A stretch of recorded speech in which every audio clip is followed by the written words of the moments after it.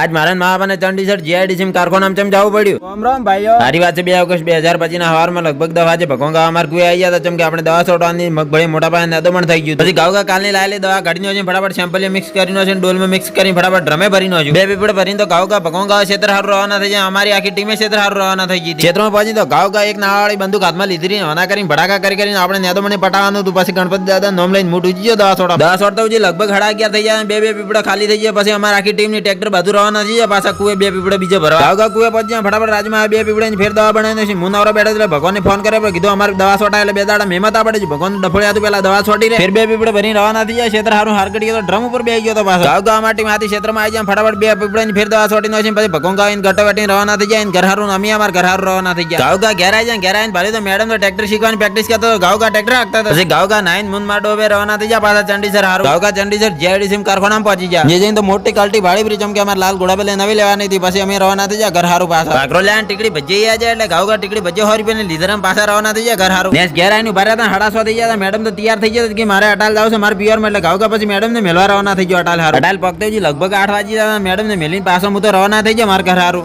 ફાડ દેંગે. બોલો જય શ્રી સીતારામ.